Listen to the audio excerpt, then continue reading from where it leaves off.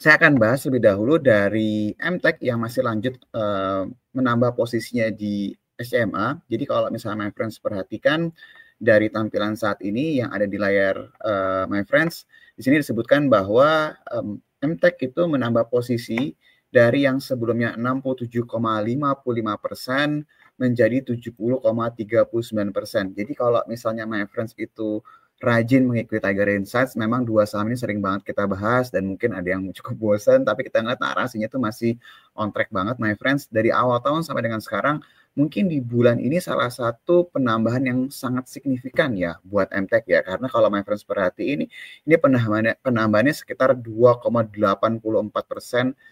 dalam kurun waktu beberapa waktu terakhir ini nih my friends. Biasanya itu penambahan itu hanya 0,5 atau di bawah 1%, tapi ini kali ini penambahannya sekitar 2,84%.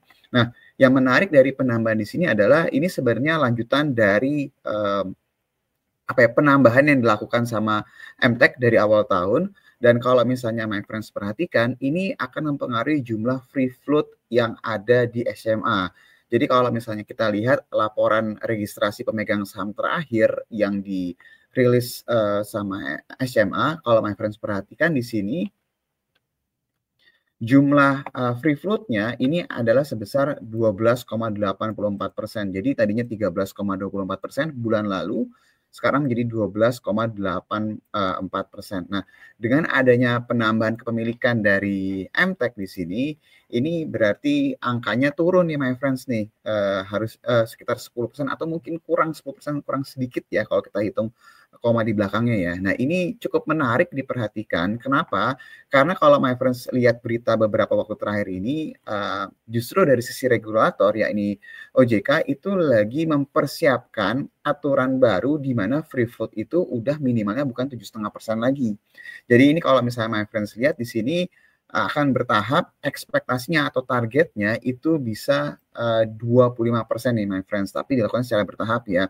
Jadi targetnya itu adalah dari 7,5% nanti akan dinaikkan menjadi 10% terlebih dahulu dan baru nanti jadi 25%. 15 dan 25% gitu ya kalau dari berita-berita yang ada saat ini. Nah, kalau misalnya dilihat dari keadaan sekarang dengan MTech terus secara agresif menambah kepemilikan SMA, ini justru akan menimbulkan tanda kutip pertanyaan baru nih.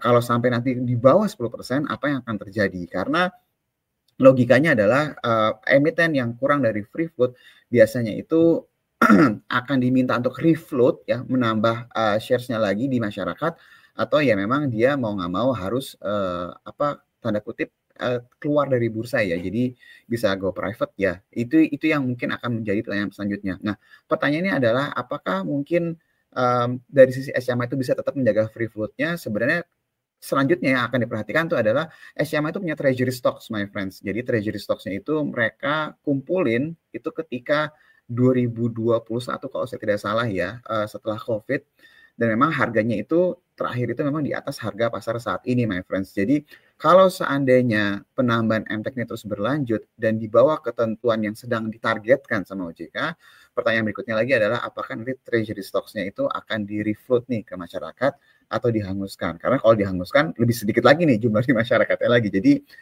kalau misalnya bertanya tentang SMA atau MTech, sepertinya sejauh ini secara momentum, secara narasinya ini masih terus berlanjut, my friends. Dan dari sisi holdingnya sendiri si MTech, ketika mereka sedang melakukan konsolidasi di anak perusahaan, ini berarti ada suatu hal yang harus diperhatikan nih, karena nggak mungkin, nggak ada alasan holding itu konsolidasi anak-anaknya tanpa ada alasan tertentu ya. Jadi kita akan terus mengikuti kira-kira update seperti apa, nanti kita akan terus update, my friends. Kalau ditanya apakah langkah ini harusnya diapresiasi sama pasar atau tidak, apakah ini positif atau tidak, sejauh ini harusnya positif ya.